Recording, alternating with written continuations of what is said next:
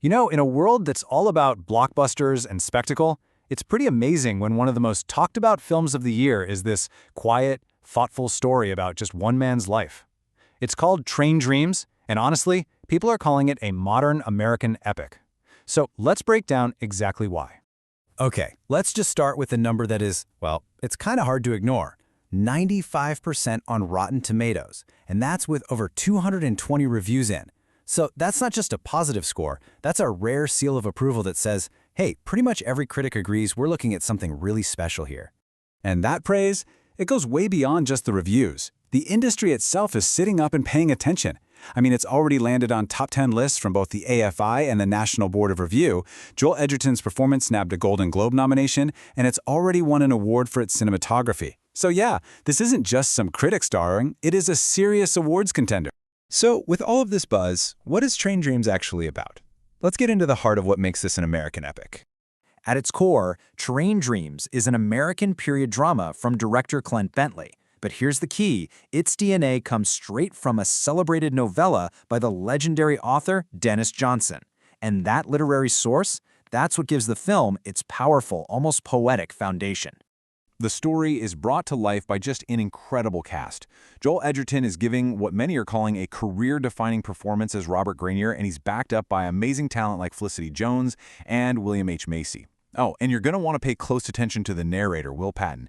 His voice is a huge part of this film's unique feel, and for a really cool reason we'll get into in just a bit. All right, let's get into that story. See, Train Dreams isn't built around one big event or a single plot twist. Instead, it follows the entire sweeping arc of one man's life, all set against the backdrop of a rapidly changing America. We follow Robert Grainier for nearly 80 years. He starts out as an orphan, finds love, and literally builds a life from scratch out in the Idaho wilderness. He does the hard work of building the American West, railroads, logging, but his entire life is shattered by one single devastating event, a wildfire that just erases his home and his family. The rest of his life is this quiet, profound story of solitude and just enduring. He's a man haunted by what he lost, trying to find his place as the world modernizes all around him, and it all leads to this deeply moving final scene in a biplane. So adapting a story with that kind of emotional weight and historical scope, that's a huge challenge. How did the filmmakers manage to translate this quiet, internal journey from the page to the screen? Well, to really understand the film's artistic vision, you have to know about one major influence, Terrence Malick. Critics saw the connection right away in the film's poetic, meditative style, and the director, Clint Bentley, he fully embraces it. He calls Malick someone who changed the language of cinema and says he's just honored to be mentioned in the same breath. That tells you everything you need to know. They were aiming for something lyrical, something almost spiritual. But that commitment to a timeless look met a really harsh reality during production. The team desperately wanted to shoot untraditional film to capture that perfect period feel. But they had an incredibly tight schedule, so they had to make a tough choice and shoot the whole thing digitally. 29 days. That's it. That's all the time they had for principal photography. I mean, think about that. To capture a story that spans 80 years, on location in the Washington wilderness, in less than a month, that's just an astonishing feat. It honestly makes the film's polished, contemplative final version all the more impressive. And this brings us back to the narrator, Will Patton. His casting was just a stroke of genius that connects everything back to the book. See, Patton had already narrated the official audiobook for Denis Johnson's novella.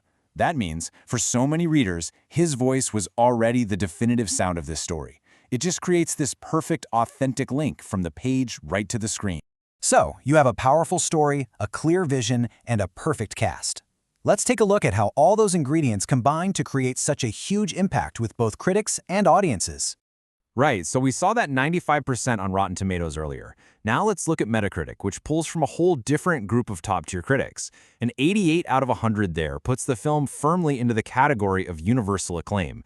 I mean, getting that level of agreement across the board is just incredibly rare. The Rotten Tomatoes consensus really gets to the heart of why the film works so well. It calls it a gorgeous meditation on America, which confirms that this small story has a much, much larger resonance.